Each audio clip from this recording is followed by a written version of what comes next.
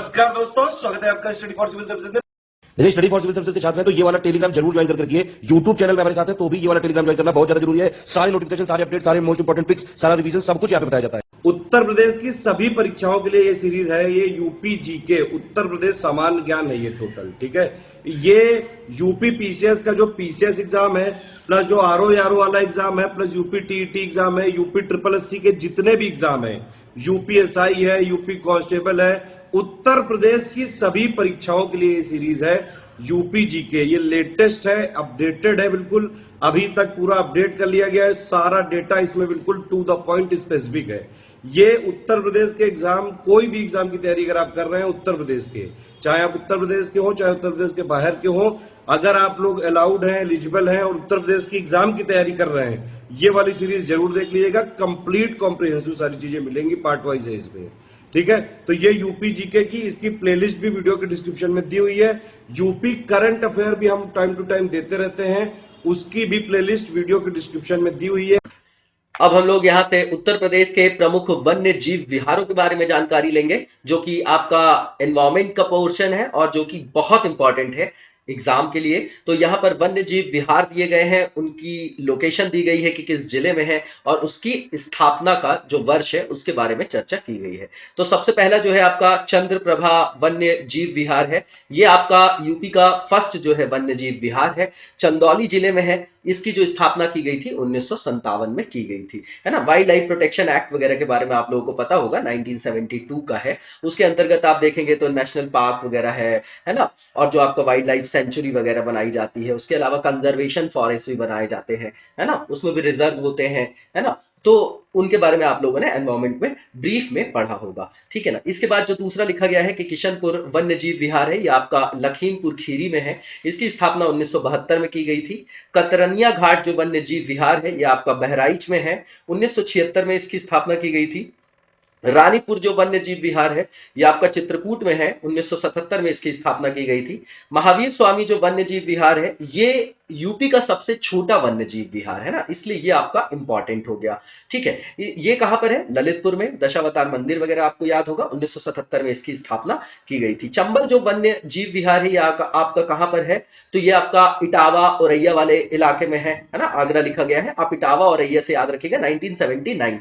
कैमूर जो वन्य जीव विहार है, ये मिर्जापुर और सोनभद्र वाले क्षेत्र में है। 1982 में इसकी स्थापना की गई थी। हस्तिनापुर वन्य जीव विहार की बात करें तो मेरठ, मुजफ्फरनगर, हापुड़, अमरोहा और बिजनौर वाले एरिया में है और ये 1986 में स्थापित किया गया था, ठीक है ना। तो ये जो है आपका सबसे बड़ा वन्य जीव विहार है। मतलब सबसे बड़ा कौन सा हो गया? हस्तिनापुर हो गया, ठीक है ना। सबसे छोटा कौन सा हो गया? महावीर स्वामी हो गया। और राज्य का प्रथम कौन सा हो गया? तो चंद्रप्रभा वन्य जीव विहार हो गया, ठीक है ना। ये तीनों इंपॉर्टेंट हो गए। इसके बाद जो है महाराजगंज में है एक वन्य जीव विहार, जिसका नाम है आपका सुहागी बरवा, ठीक है। 1987 में इसकी स्थापना की गई थी। 1988 में जो स्थापना की गई थी सुहेलवा वन्य जीव विहार है, जो श्रावस्ती बलरामपुर में है, ठीक है। जो आपकी इसके बाद दी गई है यहाँ पर लिस्ट में, जो नेक्स्ट आपका ऑर्डर है, ये आपका पीलीभीत जो वन्य जीव विहार है, ये पीलीभीत में है। 2014 में इसकी स्थापना की गई है। इसके बाद जो है आपका पक्षी विहार की बात की जा रही है यूपी के संदर्भ में स्पेसिफिकली। तो पक्षी विहार और जिला और उसकी स्थापना वर्ष के बारे में यहाँ पर चर्चा की जा रही है। तो सबसे पहले जो लिखा गया है, जो आपका क्या है, आजाद जी के नाम पे है, चंद्रशेखर आजाद जी, है ना, जो आपका नवाबगंज में है पक्षी विहार। ये राज्य का आपका प्रथम पक्षी विहार है, इसको आप याद रखिएगा, इंपॉर्टेंट है ये। इसके बाद ये उन्नाव में है और 1984 में इसकी स्थापना की गई थी। लाख बाहुसी जो पक्षी विहार है, ये राज्य का सबसे बड़ा पक्षी विहार है, ये कन्नौज में है। 1988 में इसकी स्थापना की गई थी। सैंडी जो पक्षी विहार है, हरदोई में है आपका। 1990 में इसकी स्थापना की गई थी। 1990 में जो है बहुत सारे पक्षी विहारों की यहाँ पर स्थापना की गई है, ठीक है ना। जो अगला है आपका बखीरा, वो आपका संत कबीर नगर है, सेम 1990 है। ओखला जो है आपका गाजियाबाद और गौतम बुद्ध नगर में है, 1990 में ही। समान जो पक्षी विहार है मैनपुरी में है, 1990 में ही। विजय सागर जो पक्षी विहार है महोबा हमीरपुर में है, 1990 में ही। पटना पक्षी विहार जो है एटा, 1990 में ही है। राज्य का सबसे छोटा पक्षी विहार जो है वो कौन सा हो गया आपका? एटा हो गया, है ना, इसको याद रखिएगा, इंपॉर्टेंट है। इसके बाद जो जयप्रकाश नारायण सुरहा ताल पक्षी विहार है, ये बलिया में है आपका। 1991 में इसकी स्थापना की गई। 1991 में एक और पक्षी विहार की स्थापना की गई आगरा में, जिसका नाम है सूर सरोवर पक्षी विहार। और भीमराव अंबेडकर जो पक्षी विहार है वो बेंती कुंडा प्रतापगढ़ का है, है ना, प्रतापगढ़ में अवस्थित है। 2003 में इसकी स्थापना की गई। और पार्वती जो आपका पार्वती अर्गा पक्षी विहार है वो आपका 1990 में स्थापना की गई थी। कहां? गोंडा में। कुछ प्रमुख नगरों के यहां पर उपनाम दिए गए हैं, है ना, ये भी पूछा जाता है क्योंकि पीसीएस में फैक्चुअल चीजों को भी पूछा जाता है प्रीलिम्स में, ठीक है ना। और मगअप नहीं करना है, बार बार रिवाइज करना है, आंखों के सामने से निकालना है, ठीक है ना। सबकॉन्शियस माइंड हमारा बहुत ही पावरफुल होता है, वो आपको एग्जाम हॉल में जरूर सही ऑप्शन चयन करने में सहायता करेगा। बस ईमानदारी से आप मेहनत करते चले, ठीक है ना, रेपिटेशन करते हुए, बार बार रिवाइज करते हुए पढ़े बस। संगम नगरी, कुंभ नगरी, तीर्थराज, अमरूद नगरी, ईश्वर का निवास स्थान स्थान किसको बोलते हैं? तो भैया प्रयागराज को बोलते हैं। आंवला नगरी किसको बोलते हैं? वेरी इंपॉर्टेंट, प्रतापगढ़ है। आमों का नगर किसको बोलते हैं? मलिहाबाद है, लखनऊ, है ना, ब्रीड भी है ये आपकी आम की, मैंगो की, आप लोगों को पता होगा। गोरखधाम, नाथ नगर, गीता प्रेस नगर किसका उपनाम है? गोरखपुर का। चर्मनगर पूर्वोत्तर भारत का मैनचेस्टर और उद्योग नगर कानपुर को बोलते हैं। छोटा दिल्ली या उद्योग नगरी किसको बोलते हैं भैया? गाजियाबाद को बोलते हैं, ठीक है ना। उसके बाद उत्तर प्रदेश का जो शो विंडो है वो किसको बोला जाता है? नोएडा को। रामनगर, राम जन्मभूमि, है ना, राम जन्मभूमि, रामचरित मानस जन्मभूमि, भू बैकुंठ, अवध, साकेत धाम किसको बोलते हैं? तो अयोध्या धाम को बोलते हैं। भागवत कथा नगर जो है आपका किसको बोला जाता है? शुक्रताल को। 88,000 ऋषियों की जो तपोभूमि है, 30,000 तीर्थों का जो स्थान है वो नैमिषारण्य है, ठीक है ना। कैंची नगर, क्रांति नगर किसको बोलते हैं? तो भैया क्रांति की शुरुआत कहां हुई थी? 1857 वाली डेट भी बताइएगा, मेरठ, ठीक है। जैनी लोगों का जो काशी है वो आपका किसको बोला जाता है? हस्तिनापुर को, मेरठ को। इत्र नगरी या खुशबुओं का शहर किसको बोला जाता है? कन्नौज को। काशी की बहन किसको बोलते हैं? गाजीपुर को। धान का कटोरा कौन सा है? चंदौली है। नवाबों का शहर, चाकुओं का नगर कौन सा है? रामपुर, है ना, रामपुर या चाकू। ताज नगरी और पेठा नगरी किसको बोलते हैं? आगरा को भैया। लड्डू नगरी किसको बोलते हैं? हरदोई, संडीला को। सुहाग नगरी या चूड़ी के लिए भी फेमस है, चूड़ी नगरी भी बोला जाता है। फिरोजाबाद की चूड़ियां बहुत फेमस है। हींग व गुलाल नगरी किसको बोला जाता है? हाथरस को। कृष्ण नगरी, पेड़ा नगर, भू बैकुंठ, 12 वन, 24 उपवन, 5 पर्वतों का क्षेत्र, मतलब 5 माउंटेन्स का एरिया मथुरा को बोला जाता है। ताला नगरी, अलीगढ़ का ताला फेमस है, आप लोगों को पता होगा। Sonanchal, power capital of India किसको बोला जाता है? तो सोनभद्र को बोला जाता है। बात बरेली, सुरमा नगरी किसको बोला जाता है? तो भैया बरेली को बोला जाता है, बरेली है आपका, ठीक है ना। और जो आपका Sonanchal power capital of India है वो सोनभद्र से रिलेटेड है, ठीक है ना, याद रखिएगा, है ना। सोनांचल जो पावर कैपिटल ऑफ इंडिया है वो सोनभद्र है ना। और बात बरेली, सुरमा नगरी जिसको बोला जाता है वो आपका बरेली है। नवाबों का शहर, बागों का नगर, नजाकत नफासत का शहर किसको बोलेंगे? तो भैया लखनऊ को बोलते हैं, बड़े अदब का शहर माना जाता है। बुंदेली कश्मीर जो है आपका चरखारी कस्बा महुआ को बोला जाता है। मिनी खजुराहो किसको बोलते हैं? करबी जो है आपका गणेश बाग, उसको खजुराहो बोला जाता है ना। चंदेल वंश का जो खजुराहो, जो एमपी में जो आपकी स्थलाकृतियां बनी हुई हैं वो आप लोगों को पता होगा, आर्किटेक्चर बहुत ज्यादा फेमस है वहां का। और पीतल नगरी, बर्तनों का शहर किसको बोलते हैं? तो भैया मुरादाबाद को बोलते हैं। विश्वनाथ की नगरी, शिव की नगरी, मुक्ति नगर, मुक्ति क्षेत्र, पंडों का नगर, घाटों का नगर किसको बोलेंगे? वाराणसी को बोलेंगे। सिराज ए हिंद या पूर्व का सिराज किसको बोला जाता है? वेरी इंपॉर्टेंट, ये जौनपुर को बोला जाता है, ठीक है। इसके बाद कुछ प्रमुख नगरों के जो आपके एंशियंट नेम है ना, प्राचीन नाम भी पूछे जाते हैं। तो लखनपुर या लक्ष्मणपुर किसको बोलते थे? तो भैया लखनऊ को बोलते थे।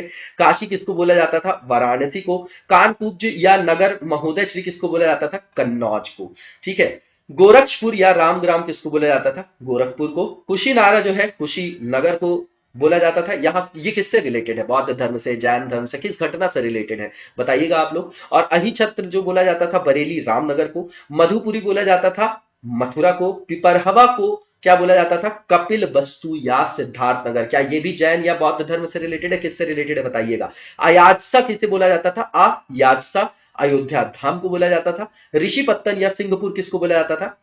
सारनाथ वाराणसी को। ब्रह्मसारिणी किसको बोला जाता था? बरसाना मथुरा को। ब्रह्मावर्त किसको बोला जाता था? कानपुर बिठूर। दान तीर्थ हस्तिनापुर मेरठ। शुकूर क्षेत्र किसको बोला जाता था? कासगंज सोरो को। श्रावस्ती जो है आपका सहेट महेट श्रावस्ती है। कांपिल्य जो है आपका कंपिल फर्रुखाबाद को बोला जाता था। चंद्रवार जो है चंद्रनगर फिरोजाबाद को। अलीगढ़ को बोला जाता था कोल कोइल या हरिगढ़।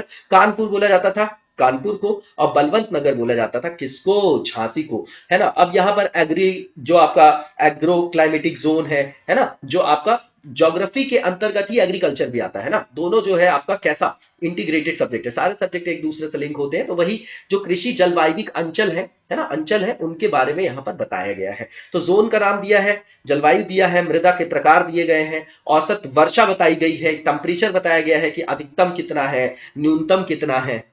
तराई क्षेत्र की अगर बात करें तो यहाँ जलवायु कैसी होगी, उपोष्ण होगी। मृदा का प्रकार कैसा है, दोमट है, मटियार दोमट भी बोलते हैं। अगर यहाँ की औसत वर्षा की बात की जाए तो 1015.4 है ना, ये मिलीमीटर में है, औसत एवरेज देखते हैं।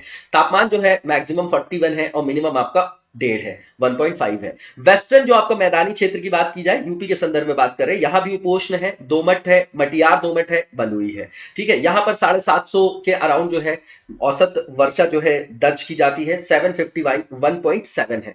मैक्सिमम जो आपका टेम्परेचर है यहाँ पर वो 43 डिग्री है और न्यूनतम जो है 1.5 है। और मध्य पश्चिमी मैदानी भाग है, इसलिए ज्यादा जो होगा यहाँ पर तापमान ज्यादा होगा। उपोष्ण है, दोमट है, मटियार दोमट, बलुई दोमट है ना। 1022.2 जो है यहाँ पर एवरेज रेनफॉल देखा जाता है। 45 जो है यहाँ का मैक्सिमम टेम्परेचर है, मिनिमम जो है 4.5 है, 4.5 है। दक्षिण पश्चिमी जो है आपका अर्धशुष्क क्षेत्र है, यहाँ पर जलवायु अर्धशुष्क होती है, जलोढ़, अरावली, दोमट और जो आपकी बलुई दोमट है, ठीक है ना। और यहाँ पर 663.3 जो है मिलीमीटर वर्षा दर्ज की जाती है। 44 यहाँ पर मैक्सिमम टेम्परेचर और मिनिमम 4 है। देखिए पूरे इंडिया में अगर आप देखेंगे तो जैसे ही आप ईस्ट से वेस्ट की तरफ आएंगे तो आपकी जो रेनफॉल है वो आपका घटता चला जाता है। ट्रेड विंड के कारण होता है, कंसेप्चुअल जानकारी है ये आपकी, ठीक है ना। आप लोगों को पता भी होगा, आप लोगों ने देखा होगा बाकी की सीरीज भी, तो उसमें बहुत अच्छे से एक्सप्लेन भी किया गया है, ठीक है। तो यहाँ पर हमको सिर्फ फैक्चुअल जानकारी की जरूरत है, इसलिए हम सिर्फ वही चीजें देख रहे हैं, ठीक है ना। अब यहाँ पर देखिए जो लिखा गया है कि जो यहां पर कि मध्य मैदानी क्षेत्र है, यहां पर कैसा है, तो भैया समशीतोष्ण टेम्परेट की बात कर रहे हैं। अब यहां मिट्टी जो होगी जलवायु के कारण वहां की मिट्टी की जो संरचना होती है वो चेंज हो जाती है। तो चिकनी दोमट है, बलुई दोमट है, ठीक है। यहां पर 848.2 मिलीमीटर जो है वो एवरेज रेनफॉल जो है वो दर्ज किया जाता है। 43 हाईएस्ट टेम्परेचर यहां पर रहता है और मिनिमम जो है आपका वो 4 डिग्री रहता है। बुंदेलखंड क्षेत्र जो है अर्धशुष्क है ना। ये आपका कावर, राकर, पड़वा जो है यहाँ पर मृदा पाई जाती है। 876.1 जो है एवरेज रेनफॉल यहाँ दर्ज किया जाता है। 46 यहाँ का मैक्सिमम टेम्परेचर है और जो मिनिमम है वो 5 है। इसके बाद उत्तर पूर्वी मैदानी क्षेत्र है, समशीतोष्ण है, ये भी आपका दोमट है, मटियार है, दोमट है, दियारा भाट बोलते हैं, बलुई दोमट है, ठीक है ना। तो 1218.3 जो है यहाँ पर एवरेज रेनफॉल दर्ज किया जाता है और 40 जो मैक्सिमम टेम्परेचर है और मिनिमम 6 है। पूर्वी मैदानी क्षेत्र जो है ये भी समशीतोष्ण है, सिल्टी दोमट, मटियार दोमट और जो आपकी बलुई दोमट मिट्टी मिलती है। 1016 जो है एवरेज रेनफॉल है और तापमान अधिकतम 42 और मिनिमम आपका 5 डिग्री दर्ज किया जाता है। विंध्यन रेंज की बात करें तो समशीतोष्ण है यहाँ का जो जलवायु है ना। मटियार दोमट, बलुई दोमट और मटियार 1134.1 जो है एवरेज रेनफॉल यहाँ पर दर्ज की जाती है। मैक्सिमम जो टेम्परेचर है 48 दर्ज किया गया है और मिनिमम जो है आपका 3 है। देखिए मेनली जो है आपका अगर ये आप देखेंगे तो ये क्या नहीं, आपका गंगा का मैदानी क्षेत्र नहीं है अगर आप देखेंगे तो अगर ये देखेंगे आप तो क्या है, ये आपका उपजाऊ क्षेत्र है, इसीलिए तो यहाँ पर जो है एग्रीकल्चर जो है वो बहुत प्रोमिनेंट है, ठीक है ना। इसके बाद जो आगे लिखा गया है यहाँ पर ज्योग्राफिकल एस्पेक्ट है ये आपका, है ना, बहुत इंपॉर्टेंट जानकारी है। जो नई जल विद्युत परियोजनाएं हैं उनके बारे में बताया जा रहा है। तो पहला जो लिखा गया है खेरी है, इसकी क्षमता जो है मेगावाट में है, 3.75 है, सहारनपुर जिला है। माधो 1 और माधो 2, जो माधो 1 था वो आपका 3.71 मेगावाट है और जो माधो 2 है आपका वो आपका 2.50 है। तो माधो 1 आपका पीलीभीत में है और माधो 2 जो है आपका शाहजहांपुर में है। उसके बाद शाहजहांपुर एक परियोजना है, नाहिल भी बोलते हैं उसको, उसकी भी जो क्षमता है वो 2.50 है और शाहजहांपुर में है वो। रामगंगा जो है आपका 3.20 इसकी मेगावाट क्षमता है और ये आपका बिजनौर में है। मिर्जापुर में 2 है, एक बाणसागर 1, एक बाणसागर 2। बाणसागर 1 जो है 12 मेगावाट की है, बाणसागर 2 जो है 10 मेगावाट की है। केन शाखा 1 और केन शाखा 2 है, दोनों बांदा में है। केन शाखा 1 जो था 3 मेगावाट का था और 2 जो है वो 1.50 का है, ठीक है। बंदरान की बात करें तो 10.50 मेगावाट है और ललितपुर में है ये आपका। कर्मनाशा की बात करें अगर तो 2 मेगावाट का है, चंदौली में है। शारदा सागर की बात करें अगर अपन तो 3 मेगावाट है, पीलीभीत है। डुंडा की बात करें तो 5 मेगावाट है, पीलीभीत है। मलकपुर रहनी की बात करें तो 4 मेगावाट है और सहारनपुर है। मेजा जो है आपकी वो रिलेटेड है, कितनी क्षमता है इसकी 9.50 और कहां पर ये अवस्थित स्थित है मिर्जापुर में। अब उत्तर प्रदेश के कुछ जो है आपके एक्सपोर्ट सेंटर है, प्रमुख निर्यात केंद्र है और वहां से निर्यात की जाने वाली प्रमुख वस्तुएं हैं, उनके बारे में यहाँ पर जानकारियां जो है वो रखी गई है। तो पहला जो लिखा है, नोएडा का जो आपका निर्यात प्रसंस्करण क्षेत्र है, यहां से आपका जो क्या रत्न है, आभूषण है, परिधान है, इलेक्ट्रॉनिक्स है, कंप्यूटर हार्डवेयर है और सॉफ्टवेयर है, चमड़ा भी यहां से निर्यात किया जाता है। ग्रेटर नोएडा जो आपका नोएडा गौतम बुद्ध नगर है, वहां से इलेक्ट्रॉनिक्स, कंप्यूटर हार्डवेयर, सॉफ्टवेयर है ना, टेक्सटाइल वगैरह, परिधान है, इंजीनियरिंग के जो आपके मटेरियल्स होते हैं, ऑटोमोबाइल्स है, केमिकल जो आपकी इसेंशियल जो भी आपकी केमिकल से रिलेटेड जो आपकी वस्तुएं होती हैं, उनका भी निर्यात यहां से किया जाता है। उसके बाद साहिबाबाद लोनी की बात करें अगर अपन, पिलखुआ गाजियाबाद की, तो रासायनिक वस्तुएं, अभियांत्रिकी, परिधान, वस्त्र जो होते हैं आपके, हाथ छपाई, हर्बल दवा, प्रसाधन सामग्री, स्टॉक जो है यहां से क्या किया जाता है, वो निर्यात किया जाता है। कहां से? साहिबाबाद लोनी से। और पिलखुआ गाजियाबाद जो अपन बात कर रहे थे, वहां से हड्डियों के बटन और मोती, कला, आभूषण, कारपेंट्री, है ना, ये पूरा है आपका, ये याद रखिएगा, ठीक है ना। तो इसके बाद खेकरा मेरठ है आपका, खेल के सामान, वस्त्र, हाथ छपाई, ब्लॉक और स्क्रीन, हथकरघा और सोने के आभूषण की यहां से निर्यात किया जाता है। सहारनपुर की बात करें तो नक्काशीदार जो आपके लकड़ी के खिलौने होते हैं, लकड़ी की जो आपकी सजावटी वस्तुएं होती है, फर्नीचर होता है और चावल वगैरह का निर्यात यहां से किया जाता है। खुर्जा की बात करें अगर, बुलंदशहर की, तो मिट्टी के बर्तन, मिट्टी के बर्तनों पर चित्रकारी, चीनी मिट्टी, चीनी खपरा, स्नानागार के उपयोगी वस्तुएं। अलीगढ़ पुरदिल नगर की बात करें तो ताला है, बिल्डर्स हार्डवेयर है, धातु कला है, कांच और चीनी मिट्टी के मनके वगैरह हैं और जो शिल्प से रिलेटेड वस्तुएं हैं। हाथरस की बात करें तो कांच और चीनी मिट्टी के मनके वगैरह हो गए और मनके से जड़ा हुआ पीतल का लैंप भी यहां से निर्यात किया जाता है। आगरा की बात करें तो रेशम का गलीचा, कालीन बहुत फेमस है, हस्तशिल्प की वस्तुएं, बूटेदार वस्तुएं, है ना, जो बूटा वगैरह लगाते हैं, आभूषण है, जड़ी हुई जो वस्तुएं होती हैं, संगमरमर की वस्तुएं हैं, संगमरमर की जड़ी हुई वस्तुएं है ना, जिसमें वो कलाकारी वगैरह की जाती है, पत्थर कला के टुकड़े से चमड़े के जूते और जो आपके चप्पल बैग वगैरह है, ये भी यहां से निर्यात किया जाता है ना। ये सब याद करने की जरूरत नहीं, जरा जरा सी चीजों को आपको बार बार आंख के सामने से निकालना है। फिरोजाबाद की अगर बात करें तो कांच के टुकड़े, कांच की वस्तुएं, कांच की चूड़ियां और वैज्ञानिक उपकरण, है ना। उसके बाद मुरादाबाद जो है वो कला धातु के बर्तन, कला आभूषण, हड्डी के आभूषण। रामपुर की बात करें तो कढ़ाई का काम होता है यहाँ पर, है ना, वेरी इंपॉर्टेंट, जहां पर कोई एक चीज के लिए फेमस है वो बहुत ज्यादा इंपॉर्टेंट हो जाता है। बरेली की बात करें तो जरदोजी की बात की जाती है वहां के लिए, और कढ़ाईदार जो वस्तु है जहां पर कढ़ाई वगैरह किया जाता है, और चावल। मथुरा की बात करें तो पत्थर शिल्प है, ठप्पा छपाई इंपॉर्टेंट है, हाथ छपाई, घुंघरू और लघु छपाई, छपाई से याद रख सकते हैं आप लोग। नगीना बिजनौर की बात करें तो कंघी है, हड्डी शिल्प है और लकड़ी पर नक्काशी है। इसके बाद शाहजहांपुर जो है कालीन के लिए फेमस है, इंपॉर्टेंट एक ही चीज है। कन्नौज जो है इत्र, परफ्यूम, गुलाब जल, चंदन की लकड़ी का तेल आधारित जो परफ्यूम वगैरह बनाया जाता है उसके लिए। इसके बाद फर्रुखाबाद की बात करें तो ऊन और रेशम पर हाथ छपाई, जरदोजी का काम वहां पर होता है, उसको भी निर्यात किया जाता है, लकड़ी का टुकड़ा और तरकशी, ठीक है ना। लखनऊ की बात करें तो लघु छपाई जो चिकन जरदोजी है, वेरी फेमस। आयुर्वेदिक दवाएं हैं, आम है, तंबाकू भी किया जाता है, बाटिक है, ऊंट की हड्डी पर जो है नक्काशीदार जो भी चीजें होती है उसका भी निर्यात किया जाता है। मैनपुरी से तंबाकू है, लहसुन के प्रोडक्ट्स है, लकड़ी पर तरकशी काम है। मुजफ्फरनगर जो है चावल और कागज निर्यात किया जाता है। कानपुर की बात करें तो चमड़ा है भैया, चमड़े के जूते हैं, बैग है, सूटकेस है, चमड़े के परिधान है, चमड़े से रिलेटेड जो चीजें बनाई जाती है, सॉफ्टवेयर को भी यहाँ से एक्सपोर्ट किया जाता है, केमिकल इंजीनियरिंग, ऑटोमोबाइल्स, वस्त्र, हथकरघा और पावर लूम, दवा और मसाले भी निर्यात किए जाते हैं। उन्नाव की बात करें तो चमड़ा और चमड़े के सामान। फतेहपुर की बात करें तो आलू के उत्पाद और हस्त मुद्रण जो आपकी वस्तुएं होती हैं। पान की पत्ती जो है महोबा से जो है निर्यात की जाती है, वेरी फेमस। और उसके बाद जो है आपका आजमगढ़ की बात करें तो साड़ी, रेशम, पोशाक सामग्री, काली मिट्टी के बर्तन। मऊ की बात करें तो हथकरघा और मशीन करघा, पावर लूम द्वारा निर्मित कपड़े। जौनपुर की बात करें तो हाथ से बना हुआ जो ऊनी कालीन जो होता है ना, ऊनी कालीन जो होता है, और कालीन पर जो हाथ से सुई द्वारा किया गया कार्य होता है, वैसी वस्तुओं को वहां से निर्यात किया जाता है। और वाराणसी की बात करें तो ऊनी हस्तशिल्प, फैंसी वस्तुएं, जामदानी, है ना, वेरी फेमस, सिल्क, जरी, जरदोजी, हस्तशिल्प, जरी जो वस्त्र होते हैं, लकड़ी के खिलौने और मीनाकारी, इसका जो है वहां पर ऐसी वस्तुओं का निर्यात किया जाता है। मिर्जापुर से ऊनी और सूती कालीन हाथ से बना हुआ जो रहता है उसका निर्यात किया जाता है। चंदौली से चावल, गोरखपुर से डिस्पोजेबल सिरिंज, उपयोग करके फेंकने हुई वाली सुई, है ना, फेंकने वाली जो सुई होती है मतलब डिस्पोजेबल। टेराकोटा भी है।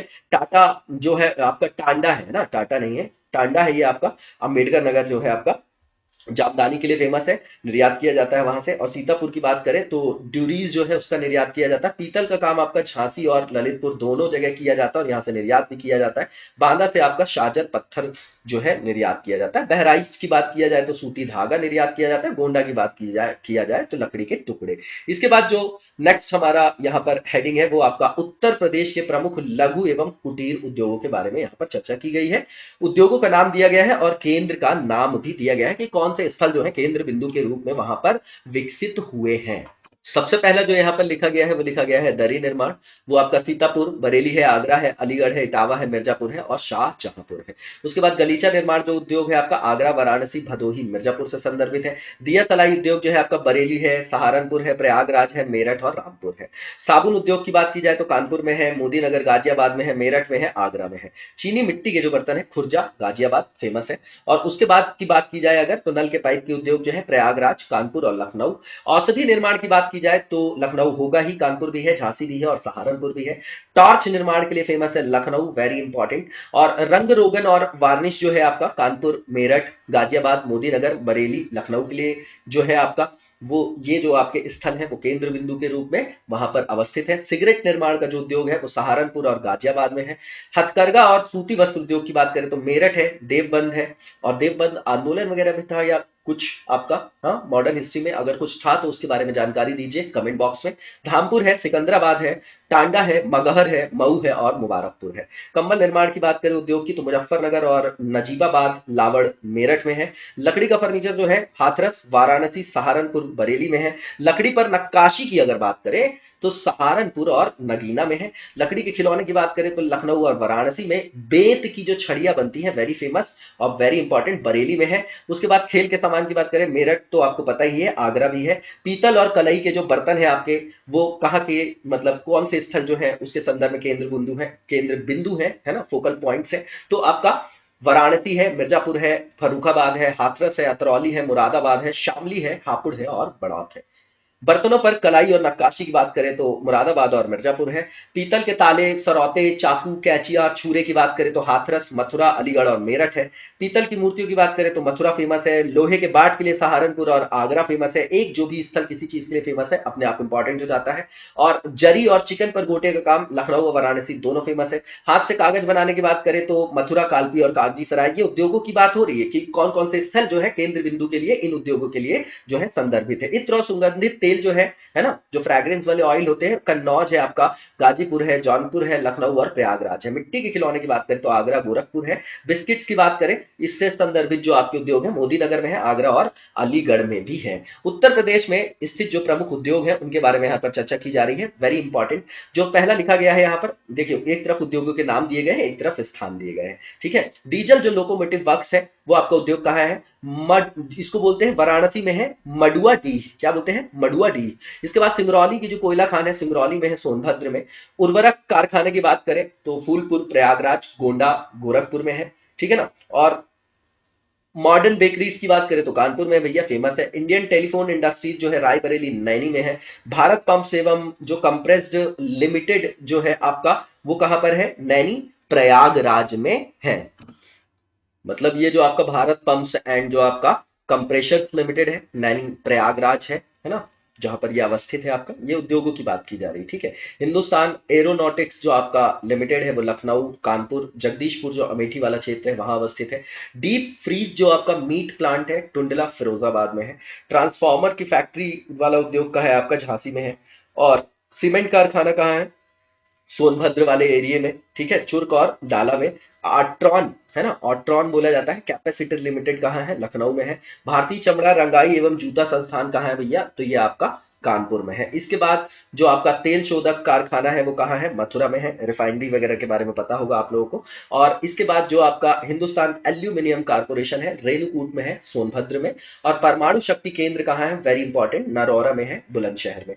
कृत्रिम अंग जो निर्माण लिमिटेड है, कहाँ है भैया? कानपुर में है। इसके बाद अगर अपन देखेंगे तो जनजातियों की बात की गई है यहाँ पर, और ये कल्चर वाला पार्ट होता है, और सारे स्टेट के पीसीएस एग्जामिनेशंस के लिए ये वेरी इंपॉर्टेंट वाला पोर्शन है, बहुत बहुत महत्वपूर्ण वाला है, ठीक है ना। तो यहाँ पर जनजातियां दी गई है और उनके जनपद के बारे में जानकारी दी गई है। तो सबसे पहले लिखा गया है गोंड, धुरिया, नायक, ओझा, पथारी और राजगोंड, है ना। ये जातियां और उपजातियां भी होती है इसमें, जैसे जनजाति है तो उसकी भी उप जनजातियां होती है, ठीक है ना। तो अब यहाँ पर महाराजगंज में, सिद्धार्थनगर, बस्ती, गोरखपुर, देवरिया, मऊ, आजमगढ़, जौनपुर, मिर्जापुर, सोनभद्र में ये पाई जाती है। खारवार है ना, खैरवार, खरबर भी बोला जाता है। खरबर और खैरवार जो है देवरिया में, बलिया में, गाजीपुर में, वाराणसी और सोनभद्र में, ठीक है ना। सहरिया जो है ये विशेष पिछड़ा, जो आपकी पिछड़े वर्ग की जो जनजाति है उसके अंतर्गत इसको एमपी में भी शामिल किया गया है, ग्वालियर वाली बेल्ट में पाई जाती है। और ये सहरिया जो है यूपी में ललितपुर के क्षेत्र में पाई जाती है। पहरिया की बात करें तो सोनभद्र में है। बैगा की बात करें तो सोनभद्र में है। पांखा और पनिका, पनिका है ना, अगरिया, पनिका है ना, पनिका जो है कबीरपंथी है तो सोनभद्र और मिर्जापुर। अगरिया जो है आपका सोनभद्र है। पटारी जो है आपका सोनभद्र है। चेरो जो है आपका सोनभद्र वाराणसी है। भुइया और भुइया बोलते हैं वो भी आपका सोनभद्र वाला एरिया है, ठीक है ना। इसके बाद जो बहुउद्देशीय नदी घाटी परियोजनाएं हैं उसके बारे में यहाँ पर बताया गया है। तो जल विद्युत परियोजनाएं हैं, उससे संदर्भित नदी दी गई है और स्थल की भी यहाँ पर चर्चा की गई है। सबसे पहला जो है खारा है, असन नदी है आपकी सहारनपुर में। माता टीला जल विद्युत परियोजना की बात करें बेतवा नदी पर है। बेतवा नदी का उद्गम स्थल क्या है आप बता सकते हैं क्या? मध्य प्रदेश में कहां पर है ना? ललितपुर जो है आपका ये स्थान यहां से संदर्भित है। निर्गजनी जो है आपका चित्रौरा, ऊपरी गंगा है ना, अपर गंगा वाला पार्ट है आपका, गंगा नदी में, मुजफ्फरनगर में है। सलवा भोला जो है ये भी आपका अपर गंगा वाला जो कैनाल वाला पार्ट है, गंगा नदी पर है, मेरठ में है। ओबरा जो है आपकी जल विद्युत परियोजना ये आपकी रिहंद पे है, सोनभद्र में। राजघाट जो है आपका बेतवा में है, ललितपुर में। रिहंद जो है रिहंद नदी पे, सोनभद्र में। बिलका, बाबिल या पूर्वी यमुना नहर बोला जाता है इसको, ये यमुना नदी पे है, सहारनपुर में। और शीतला जो आपकी जल विद्युत परियोजना है बेतवा के ऊपर है और ये आपकी झांसी में है, ठीक है। इसके बाद हम यहाँ पर प्राकृतिक विभाजन देखेंगे। अब यहां पर आपका उत्तर प्रदेश का, यूपी का जो है आपका ज्योग्राफिकल जो है आपका नेचुरल जो है आपका प्राकृतिक विभाजन किया गया है ज्योग्राफिक एस्पेक्ट में, ठीक है। तो यमुना के पूर्व और गंडक के पश्चिम में जो अवस्थित क्षेत्र है मैदानी क्षेत्र है। गंगा, यमुना, घाघरा, शारदा जो आपकी नदी है, रामगंगा है, राप्ती है, गंडक है, इसके द्वारा जो लाई गई कॉप है, कीचड़ है, वह बालू से निर्मित जो क्षेत्र है आपका मैदानी क्षेत्र है। मैदानी क्षेत्र के नवीन जो आपके निक्षेप होते हैं खादर कहलाते हैं, वो कछार भी बोला जाता है ना। पुराने जो निक्षेप होते हैं मैदानी क्षेत्र के बांगर बोला जाता है उनको, ठीक है ना। और मैदानी क्षेत्र की जो ऊंचाई है यहाँ पे वो 80 से 300 मीटर है। मैदानी क्षेत्र का जो ढाल है वो कैसा है? तो कैसा है? ये नॉर्थ वेस्टर्न है, उत्तर पश्चिमी से है दक्षिण पूर्व की ओर। कहां से कहां तक है? जो उत्तर पश्चिमी से दक्षिण पूर्व तक है, ठीक है ना। और उसके बाद खादर क्षेत्रों में नदियों द्वारा जो आवरण क्षय होने से बनता है उसको बीहड़ बोलते हैं, चंबल वगैरह के लिए भी फेमस है, ठीक है ना। प्रदेश में सर्वाधिक जो आपका बीहड़ों का निर्माण हुआ है कहां हुआ? तो भैया चंबल और यमुना के तट पे हुआ है। मैदानी क्षेत्र की जो मुख्य फसलें हैं कौन सी होंगी बताइए? गेहूं है, धान है और आलू है। विशाल जो मैदानी क्षेत्र है उसके दक्षिण में झांसी है, ललितपुर है, उससे सोनभद्र तक फैला हुआ जो क्षेत्र है पठारी है, पहाड़ी है, इसी को आपका बुंदेलखंड रीजन भी बोला जाता है। पहाड़ी और जो आपका पठारी क्षेत्र है उसकी जो औसत ऊंचाई है 300 मीटर है। लेकिन मिर्जापुर और सोनभद्र वाला जो आपका एरिया है वहां पर कुछ जो आपकी पहाड़ियां हैं वो लगभग 600 मीटर ऊंची भी पाई जाती है। बुंदेलखंड क्षेत्र में कुछ भाग जो है बघेलखंड का सम्मिलित है, सोनभद्र वाले एरिया में, कैमूर वाला क्षेत्र आपको पता होगा। प्रदेश के कितने जिलों में पठारी या बुंदेलखंड क्षेत्र का विस्तार है? तो भैया 11 जिलों में। जो आपका विंडम, टांडा, कुसेहरा वो और जो आपका खंडजा जल प्रपात है ना, ये फॉल की बात करें वाटरफॉल की, है ना। विंडम है, टांडा है, कुसेहरा है और क्या है आपका जो आपका खडंजा है ना, खडंजा बोलते हैं, मिर्जापुर में है, ठीक है। बुंदेलखंड या पठारी या पहाड़ी जो आपकी क्षेत्र है उसकी उत्तरी सीमा पर कौन सी नदी बहती है या फ्लो होती है? तो भैया गंगा यमुना है। बुंदेलखंड और पहाड़ी पठारी क्षेत्र की पश्चिमी सीमा पर बहने वाली जो नदी है बेतवा नदी है ना। और बुंदेलखंड या पहाड़ी पठारी क्षेत्रों का जो ढाल है वो उत्तर की ओर है। बुंदेलखंड या पहाड़ी पठारी क्षेत्र की मुख्य जो फसलें हैं दलहन और तिलहन है, ठीक है। प्रदेश के कुल क्षेत्रफल के संदर्भ में जो वेटलैंड क्षेत्र है उसका परसेंटेज कितना है, तो 5.15% है। Very important. प्रदेश का जो सर्वाधिक जो आपका नम भूमि वेटलैंड क्षेत्र वाला एरिया है आपका सोनभद्र है। आपको पता होगा ईरान में एक जगह है, रामसर कन्वेंशन हुआ था 1971 में, उसके बाद जो है वेटलैंड का कंसेप्ट आया था, तो ये आप लोगों को पता होगा। और ये सोनभद्र में सर्वाधिक जो है वेटलैंड यूपी का पाया जाता है, वो वैसा जिला है। प्रदेश का जो सबसे कम नम भूमि वाला जिला है वो बागपत है और हाथरस है। उत्तर प्रदेश जो है प्राचीनतम किसका भाग है, गोंडवाना लैंड का एक भाग है। प्राकृतिक विभाजन इसका देखा जाए तो गंगा का मैदान, भाबर तराई और दक्षिण का पर्वत पठार क्षेत्र में इसको बांटा जाता है। राज्य के सबसे उत्तरी भाग में एक पतली पट्टी के रूप में अवस्थित क्षेत्र जो है आपका भाबर क्षेत्र बोला जाता है। इसमें क्या होता है, मोटे जो आपके कंकड़ पत्थर और बालू से युक्त भूमि होती है, इसलिए इसको भाबर बोला जाता है। और जो आपका समतल नम और दलदली भूमि होती है उसको क्या बोलते हैं, तराई क्षेत्र, है ना। दलदली समझ में आ रहा, पानी वाला तराई क्षेत्र। तराई क्षेत्र की मुख्य फसल कौन सी होगी, ज्यादा पानी वाली भैया धान है, गन्ना है।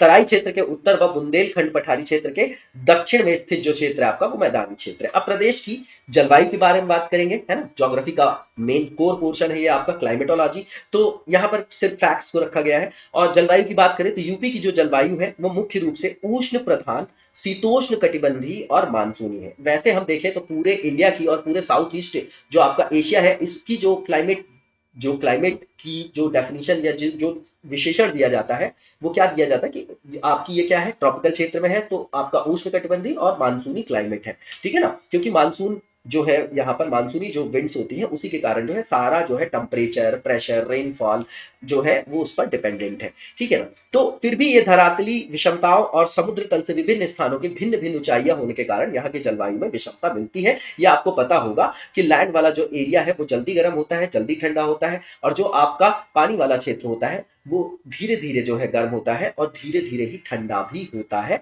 इससे जो है वहां पर टेम्परेचर पे, प्रेशर पे, क्लाइमेटोलॉजी पे, रेनफॉल पे असर पड़ता है। वही चीज यहाँ पर बताई जा रही है। इसके बाद अगर आप देखेंगे तो यहाँ पर लिखा हुआ है जो आपका, अब यहाँ पर बताया जा रहा है कि भैया यहाँ पर जो आपकी सबसे ज्यादा जो प्रदेश में सर्वाधिक वर्षा होती है वो किस क्षेत्र में होती है, यहाँ पर बताया जा रहा है। और जो सबसे कम वर्षा होती है किस क्षेत्र में, तो मैंने बताया कि आप अगर देखेंगे इंडिया के मैप में भी तो जब आप ईस्ट से वेस्ट की ओर चलते हैं तो यहाँ पर रेनफॉल आपका धीरे धीरे डिक्रीज होता जाता है। उसका सीधा सा जो फंडा है वो मानसून जो है उससे संदर्भित है, ट्रेड विंड से रिलेटेड है। तो अब यहाँ पर पूछा गया कि सर्वाधिक कहाँ, तो पूर्वी तराई क्षेत्र में, और सबसे कम वर्षा कहाँ होती है, तो पश्चिम के मैदानी क्षेत्र में। सर्वाधिक और सबसे कम वर्षा वाले जिले, तो सबसे ज्यादा जो है आपकी बारिश होती है 184.7 सेंटीमीटर, ये आपका गोरखपुर वाले एरिया में होती है, और मथुरा में सबसे कम 54.4 सेंटीमीटर। इसके बाद प्रदेश में पूरब से पश्चिमी और उत्तर से दक्षिण चलने पर वर्षा की मात्रा घटती जाती, बिल्कुल ठीक बात है। प्रदेश में सर्वाधिक वर्षा वाला महीना कौन सा भैया,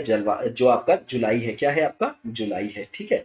इसके बाद अगर हम देखें कि पूर्वी उत्तर प्रदेश में वर्षा की संभावित अवधि क्या है, तो 56 दिन है, जबकि पश्चिमी उत्तर प्रदेश में मात्र 32 दिन है। यही तो है आपका कि किस तरीके से हमारे यहाँ जो वर्षा का प्रतिरूप है वो परिवर्तित होता रहता है पूरे भारतीय जो भौगोलिक उच्चावच के संदर्भ में आप देखेंगे, है ना। स्पेशलिटी है ये आपकी विशेष लाक्षणिकता है। प्रदेश के विभिन्न भागों की औसत वार्षिक वर्षा की बात करें तो तराई क्षेत्र में सबसे ज्यादा जो है आपका 150 सेंटीमीटर है, पूर्वी मैदानी क्षेत्र में 112 है, मध्यवर्ती मैदानी क्षेत्र में 94 है, पश्चिमी क्षेत्र में 84 है, दक्षिणी पठारी क्षेत्र में 91 सेंटीमीटर है, और औसत बात की जाए अगर रेनफॉल की प्रदेश की तो 95 सेंटीमीटर है। उत्तर प्रदेश में जो आपकी शीत ऋतु रहती है वो कब से कब तक रहती है, तो नवंबर से लेकर फेब तक रहती है। उत्तर प्रदेश का जो सबसे ठंडा महीना है वो जनवरी में होता है। शीत ऋतु में प्रदेश में उत्तर से दक्षिण बढ़ने पर तापमान क्रमशः बढ़ता है, ठीक है ना। उत्तर से दक्षिण मतलब ऊपर से नीचे की ओर आ रहे हैं, सीधी बात है, वो सीधा सीधा कंसेप्ट है आपका। शीत ऋतु में जो सबसे कम तापमान रहता है वो कहां, उत्तर पश्चिम के जिलों में, ठीक है। प्रदेश में वर्ष भर में घटित होती हैं 3 ऋतुएं हैं जो यहाँ पर घटित होती हैं, कौन सी, ग्रीष्म, वर्षा और शीत जो आपकी है ना, ठंडी वाली ऋतु जो है आपकी शीत ऋतु। और प्रदेश में मार्च से जून तक क्या रहेगा, ग्रीष्म। सबसे गर्म महीना जो आपका होता है वो जून होता है। ग्रीष्म ऋतु में प्रदेश के उत्तरी भाग से दक्षिणी भाग और पूर्वी भाग से पश्चिमी भाग की तरफ बढ़ने पे तापमान जो है क्रमशः बढ़ता है।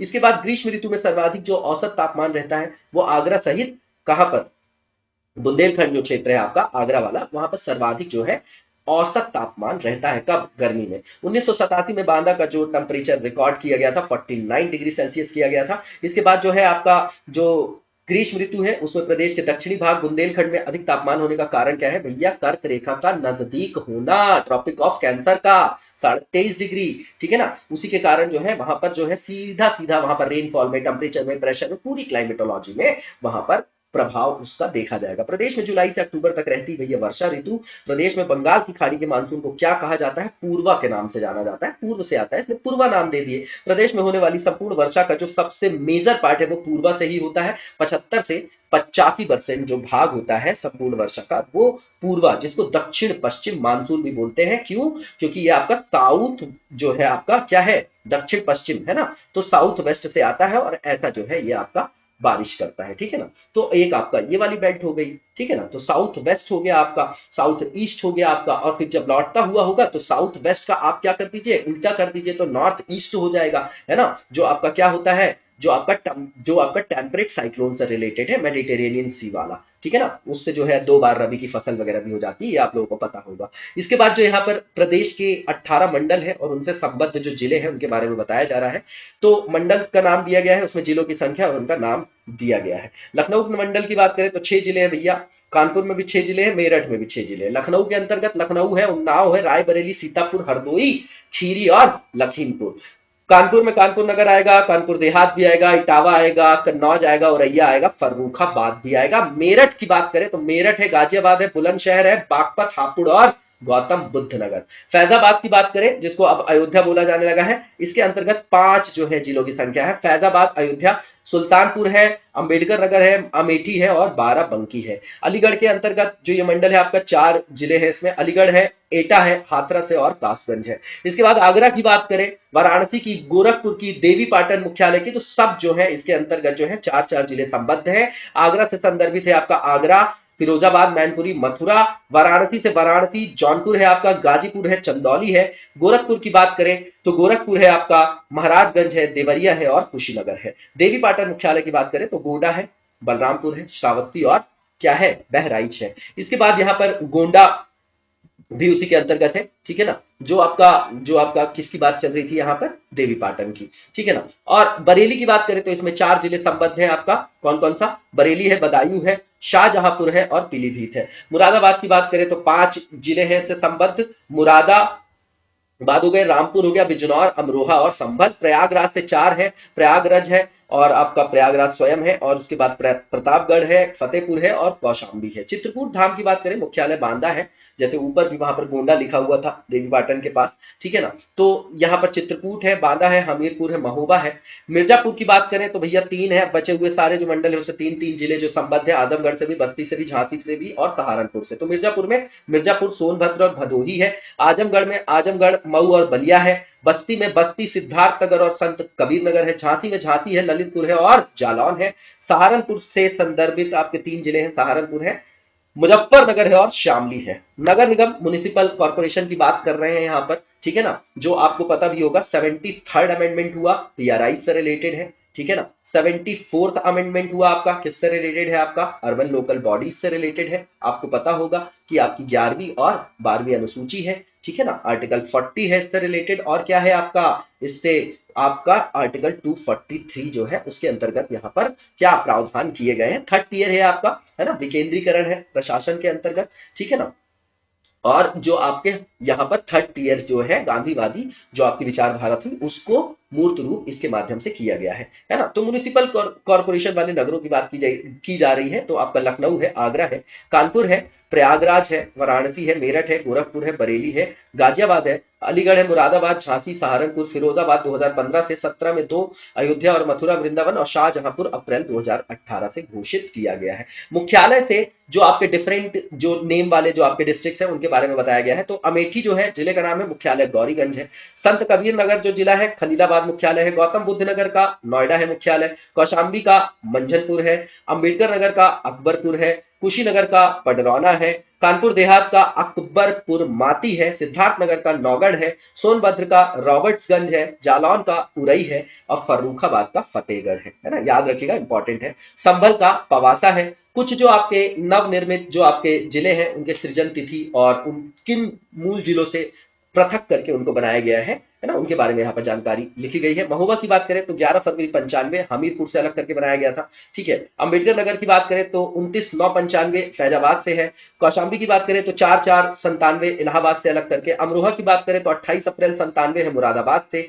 और हाथरस की बात करें तो 3 मई 97 है अलीगढ़ व मथुरा से अलग किया गया था। चित्रकूट की बात किया जाए तो बांदा से अलग किया गया था 6 मई 97 को। 25 मई 97 को बलरामपुर गोंडा से अलग करके बनाया गया। चंदौली की बात करें तो 25 मई 97 वाराणसी से। 25 मई की 97 की बात करें तो श्रावस्ती को बनाया गया बहराइच से अलग करके। और उसके बाद गौतम बुद्ध नगर की बात कर रहे हैं जो आपका 15/9/97 है गाजियाबाद और बुलंदशहर से अलग करके बनाया गया। और संत कबीर नगर की बात किया जाए तो 5/9/97 है बस्ती और सिद्धार्थनगर से पृथक करके बनाया गया। कन्नौज की बात किया जाए तो 18/9/97 फर्रुखाबाद से अलग करके बनाया गया। औरैया की बात करें तो वो भी 18/9/97 इटावा से अलग करके बनाया गया। कासगंज की बात करें तो 17 अप्रैल 2008 है एटा से अलग करके बनाया गया था। संभल की बात करें 2011 में 3 है आपके, संभल, हापुड़ और शामली, तीनों की डेट सेम है, 28/9 है आपकी। मुरादाबाद और बदायूं से अलग करके संभल, गाजियाबाद से अलग करके हापुड़ और मुजफ्फरनगर से अलग करके शामली को बनाया गया था। अमेठी जो है आपका 5 जुलाई 2013 को, इससे जो मतलब क्या अलग करके बनाया गया, मतलब किससे, तो रायबरेली व सुल्तानपुर से, ठीक है ना। इसके बाद जो है आपके उत्तर प्रदेश के जिले, मुख्यालय और क्षेत्रफल के बारे में यहाँ पर बताया गया है। इसका जो स्रोत है आपका वो राज्य सूचना विभाग है ना, बिल्कुल ऑथेंटिक डेटा है, आप इसको देख जाइएगा। और जिला जो है आपका सबसे पहले लखीमपुर खीरी, इसका मुख्यालय खीरी है। क्षेत्रफल 7680 है, क्षेत्रफल यहाँ पर स्क्वायर किलोमीटर में है। सोनभद्र की बात करें तो रॉबर्ट्सगंज है 6905। हरदोई की बात करें तो हरदोई 5986। सीतापुर की बात करें तो सीतापुर मुख्यालय है 5743। इलाहाबाद का जो मुख्यालय इलाहाबाद है 5482। और बदायूं की बात करें तो बदायूं मुख्यालय है 4234। उसके बाद अगर देखें तो ललितपुर की बात करें तो ललितपुर ही मुख्यालय है 5039, क्षेत्रफल है इसका वर्ग किलोमीटर है। और इसके बाद जो है आपका झांसी है तो झांसी मुख्यालय है 5024। शाहजहांपुर की बात करें तो शाहजहांपुर ही इसका हेडक्वार्टर है 4388 स्क्वायर किलोमीटर है। जालौन की बात करें तो उरई है 4565 जो आपका स्क्वायर किलोमीटर है। बिजनौर की बात की जाए तो बिजनौर मुख्यालय है 4561 स्क्वायर किलोमीटर। और आपके उन्नाव की बात की जाए तो उन्नाव ही इसका मुख्यालय है 4558 स्क्वायर किलोमीटर। मिर्जापुर की बात करें तो मिर्जापुर है 4405 स्क्वायर किलोमीटर। और बांदा की बात किया जाए तो बांदा मुख्यालय है 4408। बहराइच की बात की जाए तो बहराइच ही है आपका मुख्यालय और इसका क्या है क्षेत्रफल 5237। बाराबंकी जो है आपका मुख्यालय बाराबंकी ही है 4402। सबके क्षेत्रफल याद नहीं करने, बस देख जाना है। बुलंदशहर जो है आपका मुख्यालय आपका बुलंदशहर है 4512। हमीरपुर की बात करें तो हमीरपुर मुख्यालय है 4021। फतेहपुर की बात करें तो मुख्यालय फतेहपुर है 4152। बरेली की बात करें तो बरेली मुख्यालय है 4120। आजमगढ़ की बात करें तो आजमगढ़ मुख्यालय 4054। और जौनपुर की बात करें तो जौनपुर है आपका 4038। आगरा की बात करें आगरा हेडक्वार्टर है 4041। मुजफ्फरनगर की बात करें हेडक्वार्टर मुजफ्फरनगर है 2991। गोंडा की बात की जाए तो हेडक्वार्टर आपका गोंडा है 4003। मुरादाबाद की बात की जाए तो हेडक्वार्टर मुरादाबाद है 2271। प्रतापगढ़ की बात किया जाए तो हेडक्वार्टर आपका प्रतापगढ़ ही है 3717। सहारनपुर की बात किया जाए तो हेडक्वार्टर सहारनपुर है 3689 स्क्वायर किलोमीटर। और अलीगढ़ की बात किया जाए तो अलीगढ़ का जो हेडक्वार्टर है अलीगढ़ स्वयं है और 3650 जो है उसका स्क्वायर किलोमीटर क्षेत्रफल है। पीलीभीत जो है हेडक्वार्टर पीलीभीत है 3686 स्क्वायर किलोमीटर इसका जो है क्षेत्रफल है। गोरखपुर की बात किया जाए तो गोरखपुर है 3321। गाजीपुर की बात किया जाए तो गाजीपुर मुख्यालय है 3377। बलरामपुर का हेडक्वार्टर बलरामपुर है 3349। मथुरा का मथुरा है 3340। और रायबरेली का रायबरेली है 4043। इसके बाद बलिया की बात करेंगे तो मुख्यालय बलिया है 2981। चित्रकूट की बात किया जाए तो चित्रकूट मुख्यालय है 3216। कानपुर नगर की बात किया जाए तो कानपुर है मुख्यालय 3155। अमेठी की बात किया जाए तो मुख्यालय गौरीगंज है 2330। कानपुर देहात की बात किया जाए तो अकबरपुर माती है 3021। महाराजगंज की बात किया जाए तो हेडक्वार्टर महाराजगंज है थ्रू जो आपका क्षेत्रफल है क्या है 2952। इसके बाद कुशीनगर की बात किया जाए तो हेडक्वार्टर आपका पडरौना है 2905 स्क्वायर किलोमीटर। मतलब क्या कि जो कुशीनगर है इसका जो हेडक्वार्टर है आपका पडरौना है और इसका जो क्षेत्रफल है 2905 है। सिद्धार्थनगर की बात करें तो नवगढ़ है आपका 2895 है इसका क्षेत्रफल। महोबा की बात करें तो हेडक्वार्टर महोबा ही है। इकताल जो आपका क्या है इसका क्षेत्रफल 3144 मतलब 3144 जो है आपका वर्ग किलोमीटर। सुल्तानपुर की बात करें तो हेडक्वार्टर सुल्तानपुर है 2672 इसका क्षेत्रफल है। बस्ती का जो हेडक्वार्टर बस्ती है 2688 इसका क्षेत्रफल है। मेरठ की बात किया जाए तो मुख्यालय मेरठ है 2559 इसका 2559 जो है स्क्वायर किलोमीटर इसका एरिया है। मैनपुरी की बात करें तो मैनपुरी हेडक्वार्टर है, 2760 है इसका क्षेत्रफल। चंदौली की बात किया जाए तो हेडक्वार्टर चंदौली है, 2541 है इसका क्या क्षेत्रफल। उसके बाद बात किया जाए तो 2540 है किसका क्षेत्रफल, देवरिया का, ठीक है, हेडक्वार्टर भी देवरिया है। लखनऊ का जो हेडक्वार्टर है वो लखनऊ है, 2528 इसका क्षेत्रफल है। श्रावस्ती की बात किया जाए तो इसका हेडक्वार्टर जो है आपका श्रावस्ती है, 1640 स्क्वायर किलोमीटर। और संभल की बात किया जाए अगर तो पवासा है आपका 2381 इसका क्या है क्षेत्रफल है। एटा की बात किया जाए तो एटा 2431 है इसका जो क्षेत्रफल है। रामपुर की बात किया जाए तो हेडक्वार्टर रामपुर है, 2367 है इसका क्या क्षेत्रफल। फिरोजाबाद की बात किया जाए तो फिरोजाबाद जो है इसका हेडक्वार्टर है और 2407 क्या है 2407, मतलब 2407 इसका क्षेत्रफल है। इसके बाद अगर देखा जाए तो यहां पर अंबेडकर नगर की बात की जा रही है, इसका जो हेडक्वार्टर है अकबरपुर है और इसका जो क्षेत्रफल है 2350 है। फैजाबाद की बात किया जाए तो फैजाबाद ही है इसका हेडक्वार्टर और 2341 इसका क्या है क्षेत्रफल है। इटावा की बात किया जाए तो इटावा है, 2311 इसका क्षेत्रफल है। अमरोहा की बात किया जाए तो अमरोहा हेडक्वार्टर है, 2249 है। फर्रुखाबाद की बात किया जाए तो फतेहगढ़ है, 2181 इसका क्षेत्रफल है। कन्नौज की बात किया जाए तो कन्नौज है, 2093 है। औरैया की बात किया जाए तो औरैया है, 2016। कासगंज की बात किया जाए तो कासगंज है, 1955। हाथरस की बात किया जाए तो हाथरस है, 1840। कौशाम्बी की बात किया जाए तो मंझनपुर इसका क्या है हेडक्वार्टर और इसका जो क्षेत्रफल है 1779 है। इसके बाद बात किया जाए मऊ की तो जो इसका हेडक्वार्टर है मऊ ही है, 1713 इसका क्षेत्रफल है। संत कबीर नगर जो है आपका खलीलाबाद है, इसका हेडक्वार्टर 1646 है इसका क्षेत्रफल। वाराणसी की बात किया जाए तो वाराणसी है इसका हेडक्वार्टर, 1535 इसका क्या है क्षेत्रफल है। गौतम बुद्ध नगर की बात किया जाए तो नोएडा है, 1282 है इसका क्षेत्रफल। बागपत की बात किया जाए तो हेडक्वार्टर बागपत है, 1321 है इसका क्षेत्रफल। शामली की बात किया जाए तो शामली है इसका हेडक्वार्टर, 1017 है इसका वर्ग किलोमीटर क्षेत्रफल। भदोही की बात किया जाए तो भदोही ही है इसका हेडक्वार्टर, 1015 है क्षेत्रफल। गाजियाबाद की बात किया जाए तो गाजियाबाद है इसका क्या हेडक्वार्टर और 1179 जो है इसका क्षेत्रफल है। हापुड़ का हापुड़ है, क्षेत्रफल दिया नहीं गया यहां पर, देख लीजिएगा। न्यायालय व कारागार की बात की जा रही है, बिल्कुल प्रीलिम्स पॉइंट ऑफ व्यू से ये सीरीज बनाई गई है, आपके लिए बहुत इंपॉर्टेंट है, रिवीजन के लिए भी, और सारी चीजें यहां से कवर भी हो जाएंगी। और भी हमारे पेड कोर्सेज चल रहे हैं स्टडी फॉर सिविल सर्विसेज के, आरओ एआरओ के लिए और भी स्टेट पीसीएस एग्जामिनेशंस के लिए, ठीक है ना, और यूपीएससी के लिए भी, तो आप उन्हें भी ज्वाइन कर सकते हैं और उनका महत्तम लाभ अर्जित कर सकते हैं। तो यहां पर न्यायालय व कारागार की बात किया जा रहा है तो प्रदेश में जो श्रम न्यायालय है वो आपके 20 है। कुल कारागार संस्थाएं कितनी है, 70 है भैया। प्रदेश में जिला कारागारों की संख्या कितनी है तो 61 है। इसके बाद उप कारागारों की संख्या जो है वो कितनी है, 2 है, महोबा व देवबंद में। प्रदेश में जो सेंट्रल जेल कारागार जो केंद्रीय कारागार है कितनी है भैया, 5 है। बरेली में है, आगरा में है, वाराणसी में है, फतेहगढ़ में है और नैनी में है, ठीक है। प्रदेश में आदर्श कारागार जो है 1849 में स्थापित किया गया था, लखनऊ में 1 है आपका, ठीक है। प्रदेश में अगर नारी बंदी निकेतन की बात की जाए तो 1 है आपका, लखनऊ में है। किशोर सदन जो अल्पवयस्क कारागार होता है 1 है, बरेली में। संपूर्णानंद जो कारागार प्रशिक्षण संस्थान है वो आपका लखनऊ में है, 1940 में स्थापित किया गया था। प्रदेश का जो पहला सेंट्रल जो आपका जेल है ना, केंद्रीय कारागार, आगरा में है, 1844 से। न्यायिक अनुसंधान एवं प्रशिक्षण केंद्र जो है 1986 में स्थापित किया गया था लखनऊ में, पहले भी कवर किया जा चुका है, ये हम लोगों के लिए ये रिवीजन है, यहाँ पर रेपिटेशन है इसी सीरीज के अंतर्गत, बाकी तो आप लोगों ने पढ़ा ही होगा। इसके बाद जो उच्च न्यायालय है वो आपका कहाँ है, यूपी का, तो प्रयागराज है। काफी प्रोग्रेसिव डिसीजन भी रहे हैं इंदिरा गांधी जी के चुनाव के टाइम पे भी, और लगातार भी न्यूज में रहता है ये हाईकोर्ट आपका। एक खंडपीठ है इसकी, लखनऊ में है। उच्च न्यायालय की स्थापना कब हुई थी तो भैया 1866 को, 17 मार्च को, ठीक है ना। उसके बाद उच्च न्यायालय में न्यायाधीशों की जो स्वीकृत संख्या है 160 है, और राज्य में उपभोक्ता संरक्षण आयोगों की स्वीकृत जो आपकी संख्या है 5 है ना। पहले 1986 वाला आपका उपभोक्ता संरक्षण अधिनियम था, फिर उसको अमेंडमेंट किया गया, अभी हाल में ही किस ईयर में किया गया है बताइएगा। उसके बाद जो आर्थिक अपराधों के लिए जो विशेष न्यायालय है वो कहां कहां है तो लखनऊ में है, आगरा में है, मेरठ में है, वाराणसी में और बरेली में। तो यहां पर क्या लिखा गया था कि राज्य में जो आपका उपभोक्ता संरक्षण आयोग है उनकी स्वीकृत है ना, जिनको प्राधिकृत किया गया उनके नंबर्स क्या है तो 5 है। आर्थिक अपराधों के लिए विशेष न्यायालय कहां कहां है तो बरेली में है, मेरठ में है, वाराणसी में है, आगरा में है, लखनऊ में है। राज्य में सीबीआई जो आपके कोर्ट से कहां कहां है तो 4 लखनऊ में है, 2 गाजियाबाद में, टोटल आपके 6 है।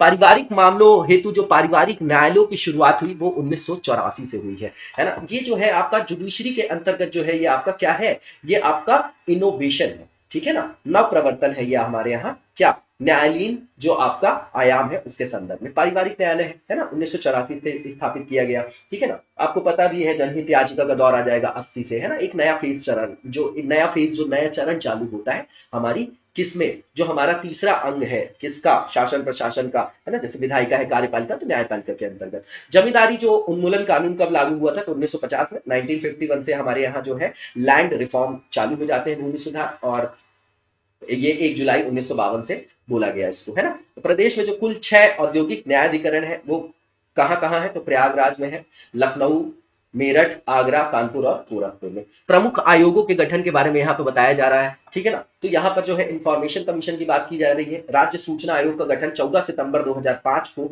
है ना। राइट टू इंफॉर्मेशन एक्ट के बारे में आप लोगों को पता होगा, ठीक है। तो ये कैसी संस्था है आपकी, संवैधानिक है कि वैधानिक है कि गैर संवैधानिक है कि संविधानेतर है, इसमें भी कंफ्यूजन होता है, ये देख जाइएगा, बताइएगा कमेंट बॉक्स में कैसी आपकी ये कैसा आयोग है आपका। राज्य महिला आयोग का विधिवत गठन कब हुआ था, तो अगस्त 2004 में। उत्तर प्रदेश एनसीपीसीआर के बारे में आप लोगों ने सुना होगा। राज्य बाल अधिकार संरक्षण आयोग का गठन कब हुआ, 2013 में, है ना। और इसके बाद जो राज्य सुरक्षा आयोग है, इनके जो चीफ होते हैं, अध्यक्ष सीएम होते हैं, इनका जो गठन किया गया कब, 12 जुलाई 2013 को। उत्तर प्रदेश जो माइग्रेंट्स रिसोर्स सेंटर है प्रवासी भारतीयों की सुविधा के लिए, लखनऊ में स्थापित किया गया है। नागरिक सुरक्षा संगठन का जो गठन है 1962 में किया गया था। प्रदेश में नागरिक सुरक्षा केंद्र स्थापित है 17 जिलों में। उत्तर प्रदेश में जो राज्य आपदा प्रबंध पदाधिकरण है ना, प्राधिकरण है ये, पदाधिकरण नहीं है, ठीक है ना। जो आपका डिजास्टर मैनेजमेंट एक्ट वगैरह आप देखते हो 2005 वाला, तो जो ये स्थापित किया गया था 2005 में, एनडीएमए आता है ना, नेशनल डिजास्टर मैनेजमेंट एक्ट है, उसी के अंतर्गत जो है इन सबको क्या किया गया, इंप्लीमेंट किया गया है। इसके अध्यक्ष मुख्यमंत्री होते हैं, जैसे एनडीएमए के प्रधानमंत्री होते हैं। उत्तर प्रदेश राज्य पिछड़ा वर्ग आयोग का गठन कब किया गया, तो भैया 9 मार्च 1993 को। उत्तर प्रदेश अल्पसंख्यक आयोग का गठन कब किया गया, 1994 में। राज्य मानवाधिकार आयोग का गठन कब किया गया, 7 अक्टूबर 2002 को। और मानवाधिकार जो आपका एक्ट है वो कब लाया गया था, ये बताइएगा आप लोग कमेंट बॉक्स में, वेरी इंपॉर्टेंट, ठीक है। इसके बाद यहाँ पर सॉइल स्ट्रक्चर की बात किया जा रहा है, मृदा संरचना की बात की जा रही है, इंपॉर्टेंट है हमारे लिए, ठीक है। प्लेस्टोसिन, है ना, हिमयुग भी बोला जाता है, से आज तक नदियों के निक्षेपों से जो बना है वो आपका गंगा यमुना का मैदान है। इसके बाद गंगा यमुना के जो मैदान है उसमें मुख्यतः जो पाई जाने वाली मिट्टी कैसी होगी, बताइए आप, है ना। जलोढ़ मृदा ही होगी वो, है ना, बहा के लाई गई है किसके द्वारा, नदियों के द्वारा, इसलिए उपजाऊ भी है। नवीन व प्राचीन जलोढ़ मृदा को जाना जाता है क्रमशः, नवीन वाले को खादर बोलते हैं, खाद, और जो आपकी पुरानी जो है आपकी प्राचीन जलोढ़ मृदा बांगर के नाम से जानी जाती है। स्थानीय भाषा में नई जलोढ़ बलुआ, मटियार, दोमट भी कहा जाता है, किसको, खादर मृदा को। स्थानीय भाषा में पुरानी जो जलोढ़ है उपहार, दोमट आदि कहा जाता है, किसको, बांगर को। जलोढ़ मृदा का निर्माण कैसे हुआ, कॉप, कीचड़ व बालू से।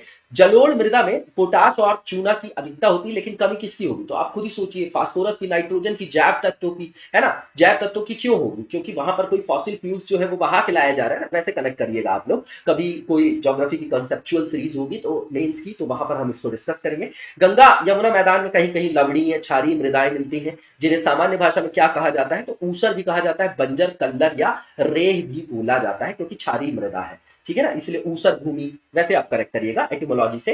प्रदेश में कुल जो कृषि पारिस्थितिकी क्षेत्र है, मतलब एग्रो जो एनवायरमेंटलिस्टिक जो अप्रोच रख के जिन क्षेत्रों को वहां पर चिन्हित किया जा रहा है, वैसी क्षेत्रों के बारे में यहां पर बताया जा रहा है कि नंबर पूछा जा रहा है कितना है, तो भैया 20 है। प्रदेश में कुल कृषि जलवायु क्षेत्र पहले भी पढ़ चुके हैं, 9 है। कुल मृदा समूह क्षेत्र कितने हैं, 8 है, ठीक है। मैदानी क्षेत्र में कुछ मात्रा में मरुस्थलीय मृदा भी पाई जाती है, कहां, जहां पानी कम गिरेगा, जहां पर रेनफॉल कम होगा, वर्षा कम होगी, वर्षा कम होगा, मथुरा है, आगरा है, आदि जिले में। पश्चिमी उत्तर प्रदेश और बुंदेलखंड में कहीं कहीं कैसी मृदा मिलती है, काली मृदा, ठीक है ना। और रेगुर मिट्टी किसको बोलते हैं, काली मृदा को। कपास मृदा भी बोला जाता है, करेल भी बोला जाता है, ब्लैक सॉइल को। इसमें जो है आपकी, इसमें जो जल शक्ति धारण क्षमता होती है ना, वो बहुत ज्यादा होती है इसमें, ठीक है ना, कपास के लिए उपयुक्त है आपकी। लाल मृदा, परवा, पड़वा, मार या माड़, राकर, राकड़ व भोंटा, क्या बोला जाता है, भोंटा मृदा, ये कहां पाई जाती है, बुंदेलखंड क्षेत्र में। राज्य में सबसे अधिक शुष्क खेती क्षेत्र कौन सा, भैया बुंदेलखंड है ना। ये आपका मतलब शुष्क क्षेत्र बोला भी जाता है, वहां के किसानों की समस्याओं के बारे में भी आप लोगों को पता होगा। वहां कई सारे जो है आपके क्या वाटर कंजर्वेशन के लिए इनोवेशन भी देखे जा रहे हैं, है ना, जैसे आपका तालाब जोड़ो वगैरह जो परियोजना वगैरह है। प्रदेश में सबसे अधिक मृदा अपरदन कहां होता है, मतलब होता है किससे होता है, तो जल से ही होता होगा भैया। प्रदेश में सर्वाधिक अवनालिका अपरदन किससे होता है, तो चंबल नदी क्षेत्र में अवनालिका है, गली इरोजन भी बोला जाता है इसको। प्रदेश में अवनालिका अपरदन से सर्वाधिक प्रभावित जिले कौन से, ग्वालियर के आसपास वाले देखिए इटावा और आगरा। अवनालिका अपरदन के कारण क्या बनता है, बीहड़, है ना, आप लोगों को पता होगा, है ना, पान सिंह तोमर वगैरह भी आप लोगों ने देखा होगा। राज्य में वायु अपरदन से सर्वाधिक प्रभावित जिले जो है आपके मथुरा आगरा है।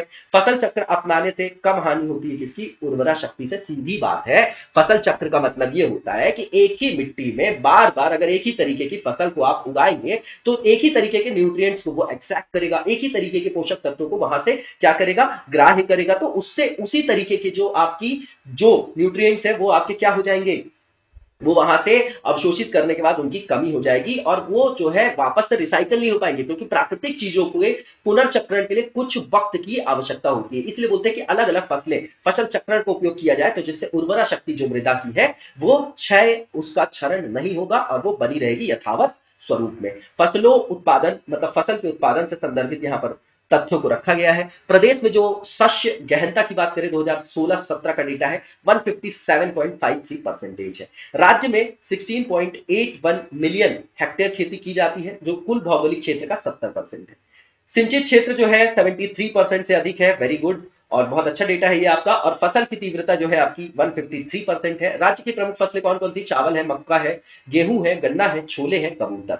कबूतर क्या है, ये आपका गलत लिखा गया है, आप इसको ध्यान से देख लीजिएगा। प्रमुख फसलें जो है आपका चावल है, गेहूं है, मक्का है, गन्ना है, छोले हैं। बहु पोषक तत्वों की कमी जो है, मिट्टी की लवणता, क्षारीयता, कम इनपुट उपयोग दक्षता के कारण खाद्यान्न उत्पादन में कमी से मृदा स्वास्थ्य में गिरावट आ रही। तो भैया ये पूरे भारत के लिए, पूरे इंडिया के लिए सेम प्रॉब्लम है कि वहां पर सॉइल हेल्थ कार्ड स्कीम का यूज नहीं किया जाता। यूरिया डाल दो, खाद मिलती है, जाके लाओ और किसी भी तरीके की जो जमीन है उसमें अपने हिसाब से डाल के खेती करो, है ना। ऐसा ही देखा जाता है हमारे यहाँ कल्चर। और वहां पर जो है कृषि जो है लाभ का व्यवसाय है नहीं, तो युवा जो है वहां आकर्षित होते नहीं है, इसलिए वहां पर जो है उस तरीके की क्या वृद्धि या वहां पर जो है समृद्धि नहीं देखी जा रही है। इसीलिए पूरे हमारी गवर्नमेंट का जो फोकस है किसमें है, किसानों की आय को 2 गुना करने में, और फिर फार्म को लैब से जोड़ना और उसको इंडस्ट्री से जोड़ना, मार्केट से कनेक्ट करना और उनकी आय को बढ़ाना, है ना। तो यही है कि जो आपका जो इफिशिएंट मैनर है एग्रीकल्चर का, उसको जो है वो उपयोग में नहीं लाते हैं, इसलिए मृदा स्वास्थ्य में लगातार गिरावट आ रही है और पोषक तत्वों की कमी भी हो रही है। और मिट्टी की लवणता, जैसे आप पंजाब हरियाणा वाला क्षेत्र देखिए, अब वहां पर जो है सब्सिडी में बिजली मिलती है तो बहुत ज्यादा वहां पर सिंचाई की जाती है और उपयुक्त जो वहां की जमीन है वो गेहूं की फसल के लिए, लेकिन लगाते क्या है, चावल, क्योंकि मार्केट में रेट चावल का मिलता है ज्यादा, तो वहां की जो जमीन है वो दलदली होती जाती है। और एक बार जो जमीन दलदली हो गई तो बहुत समय बाद भी जो है वो क्या ठीक नहीं हो पाती है, बहुत समय लगता है उसमें, ठीक है। प्रदेश में जो सर्वाधिक क्षेत्र पर बोई जाने वाली फसल है गेहूं है। मूंग, चीना और लोबिया क्या है, ये आपकी जायद फसलें हैं। प्रदेश में सर्वाधिक उत्पादकता है किसकी, गंगा और घाघरा का जो आपका दोआब क्षेत्र है, दो आप जहां पर 2 नदियां आके मिलती, पंजाब 5 नदियों का संगम क्षेत्र। अरहर, चना, अदरक की जो सर्वाधिक खेती होती है कहां, बुंदेलखंड क्षेत्र में होती है।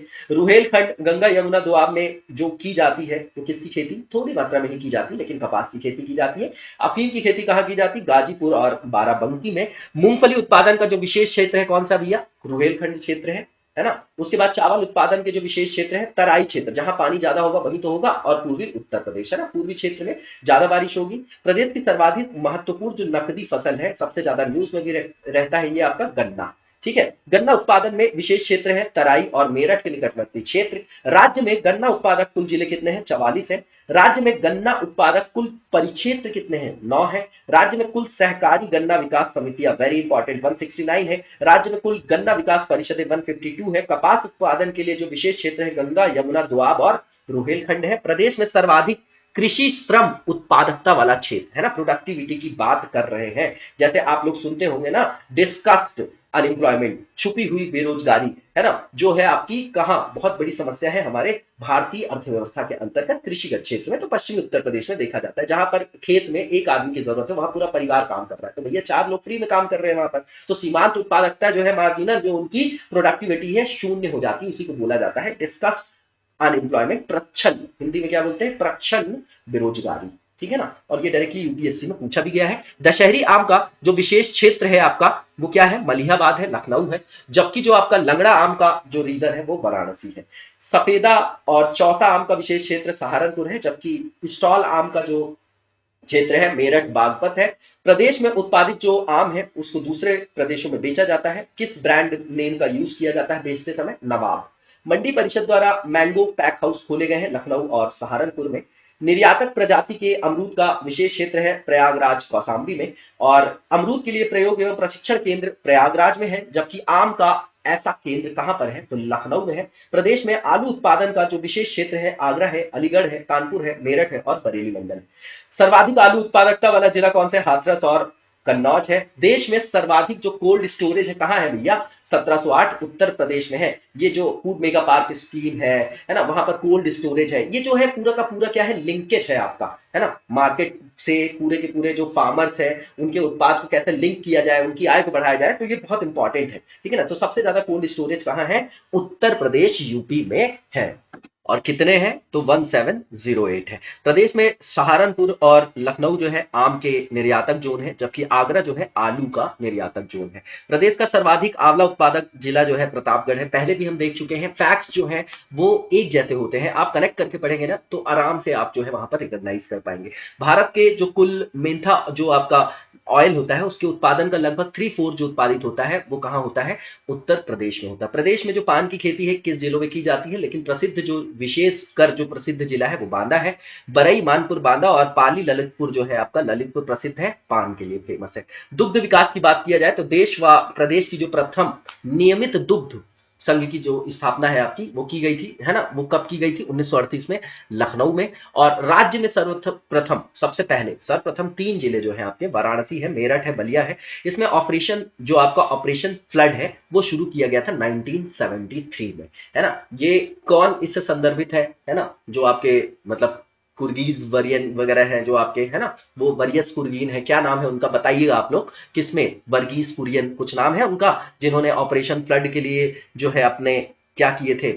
अपने प्रयासों को वहां पर यथार्थ रूप दिया था, ठीक है ना। और इसके लिए आणंद जो मॉडल है आपका गुजरात का वो वर्ल्ड फेमस है ना, कोऑपरेटिव सोसाइटी के लिए, कि किस तरीके से जो है जहां पर एग्रीकल्चर नहीं है, डिजर्ट वाला एरिया है, वहां पर किस तरीके से एनिमल हस्बेंड्री को कैटलाइज करके वहां के लोगों की आय को बनाया गया, सबको शामिल किया गया और सबको वो लाभ जो है वो वितरित भी किया गया, ठीक है ना। राज्य दुग्ध परिषद की स्थापना कब की गई? 1976 में।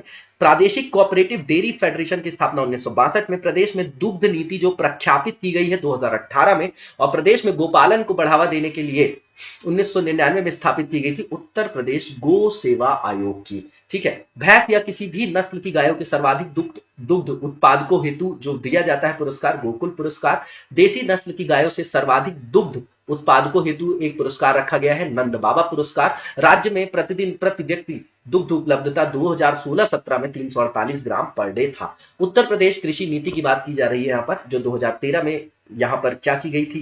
इंप्लीमेंट की गई थी। उत्तर प्रदेश कृषि विभाग ने राज्य में कृषि विकास की बहुआयामी क्षमता को प्राप्त करने के लिए कृषि नीति की शुरुआत की। Very simple.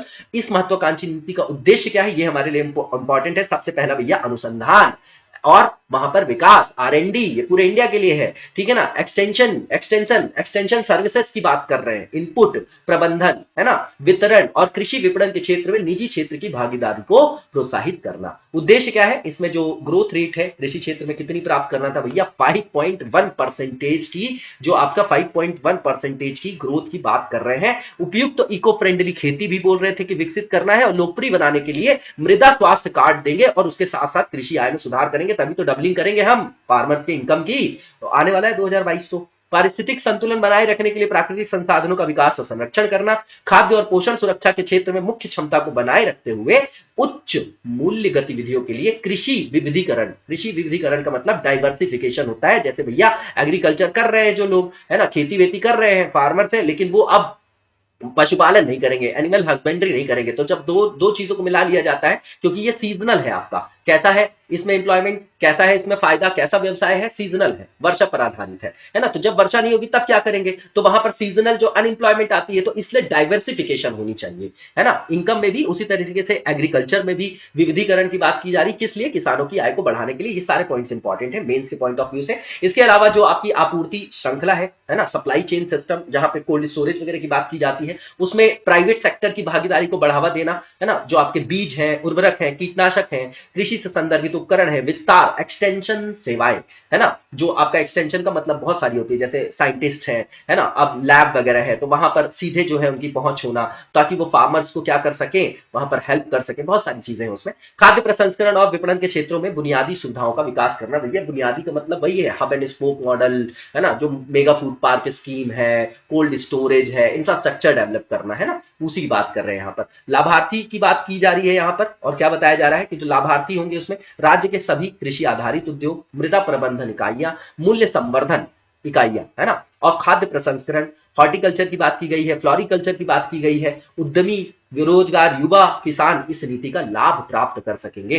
लाभ जो होगा कृषि आधारित जो आपके उद्योग हैं उनको बढ़ाने के लिए किया जाएगा। खाद्य प्रसंस्करण उद्योग, बागवानी, फूलों की खेती की जो आपकी खेती की जा रही है उसमें गुणवत्ता नियंत्रण, लैब वेब विकसित की जाएगी, हैंडलिंग की जाएगी, ग्रेडिंग किया जाएगा, पैकेजिंग इकाइयां और कोल्ड चेन, मतलब पूरी की पूरी सप्लाई चेन पर काम करेंगे और ऐसे इंफ्रास्ट्रक्चर को डेवलप किया जाएगा। बिल्कुल ये आपका कंसेप्चुअल है, इसमें कुछ भी याद करने की जरूरत नहीं है। निर्यात उन्मुख जो आपके कृषि उत्पाद है उनके मूल्य संवर्धन, वैल्यू एडिशन की बात कर रहे हैं। प्रसंस्करण की इकाइयों को मंडी कर से मुक्त किया जाएगा, मंडी कर, ठीक है ना, एपीएमसी एक्ट वगैरह आप लोगों को पता होगा। अब तो ई नैम जो है वो आ गया है, उसमें डेरिवेटिव मार्केट भी है, स्पॉट मार्केट भी है। ग्रामीण क्षेत्रों में चारे की उपलब्धता सुनिश्चित करने के लिए चारा बैंकों की स्थापना की जाएगी, है ना, वेरी इंपॉर्टेंट। किसानों को प्राकृतिक और अन्य आपदा से बचाने के लिए अब तो प्रधानमंत्री फसल बीमा योजना भी है, तो बैंकों द्वारा ऋण लेने वाले किसानों द्वारा प्राप्त कृषि फसल बीमा योजना का लाभ जो होगा कॉम्प्रिहेंसिव मैनर में दिया जाएगा। व्यापक स्तर पर प्राकृतिक आपदाओं से सुरक्षा प्रदान करने के लिए सभी जिलों में उपज और मौसम आधारित फसल बीमा योजना का विस्तार भी किया जाएगा। सूखा जो प्रवण क्षेत्र है उसमें बीज बैंकों की स्थापना प्रस्तावित है।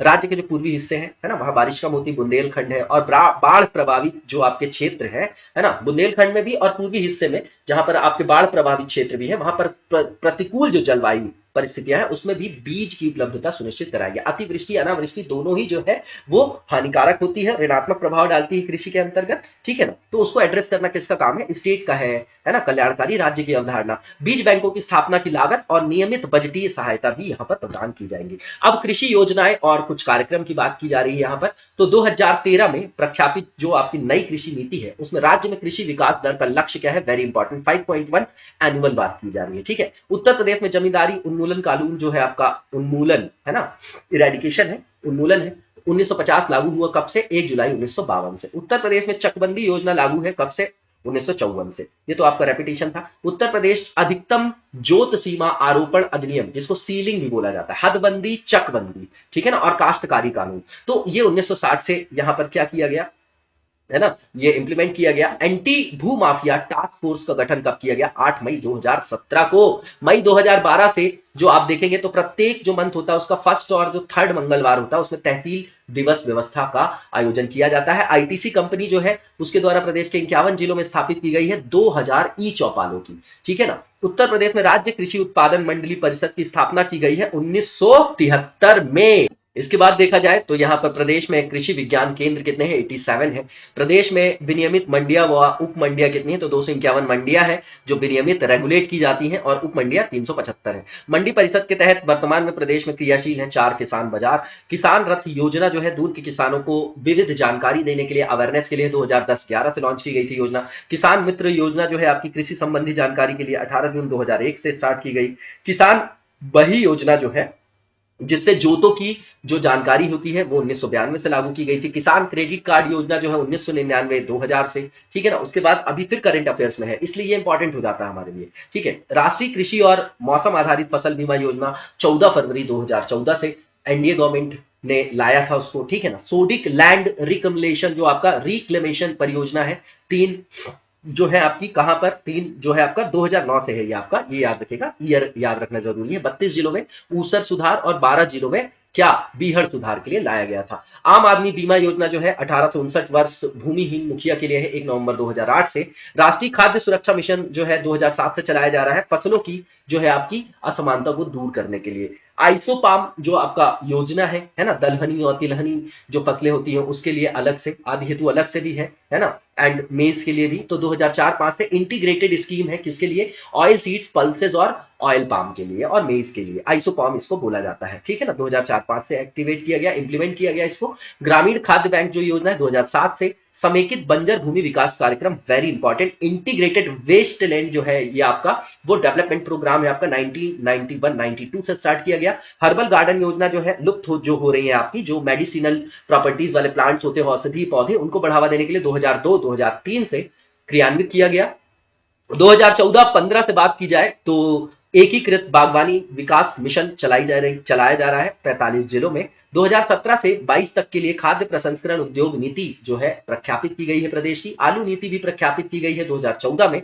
राज्य से आलू का निर्यात किया जाता है किस नाम से? तो ताज ब्रांड से, है ना, ताज ब्रांड नेम से। और आपका राज्य में जैविक खेती हेतु मॉडल के रूप में चयनित जिला कौन सा है? वेरी इंपॉर्टेंट, हमीरपुर है आपका। इसके बाद राज्य के 24 जिलों में जैविक कृषि हेतु स्थापित कराए गए हैं कितने क्लस्टर? 620 क्लस्टर्स। अब यहां पर बताया जा रहा है कि जो कृषकों की आय को दोगुना करना था 2022 तक, उसके लिए जो है वो क्या किया जा रहा है? कार्यवाही की जा रही है किस आयाम पर? तो उसको क्या बोला जा रहा है? 8 सूत्री है, ठीक है ना, 8 डायमेंशंस को लिया गया है। कृषकों की आय दोगुनी की रणनीति के तहत क्या क्या करना है? कृषि उत्पादकता के आधार पर प्रदेश के जिलों को 3 श्रेणियों में बांटा गया। पहला, जो विकसित है ऑलरेडी, है ना, डेवलप्ड है, 19 जो डिस्ट्रिक्ट्स हैं, 40 जिले विकासशील हैं और कम विकसित जिले 16 जिले हैं। इस तरीके से जो है प्राथमिकता का निर्धारण किया जाता है, प्रायोरिटी डिसाइड की जाती है, फिर वो वहां पर क्या जो है वहां पर उनके परिप्रेक्ष्य में जो उपयुक्त है वैसी रणनीति के आधार पर काम किया जाता है, ताकि उत्पादकता जो है एग्रीकल्चरल जो प्रोडक्टिविटी, कृषि उत्पादकता, उसको बढ़ाया जा सके।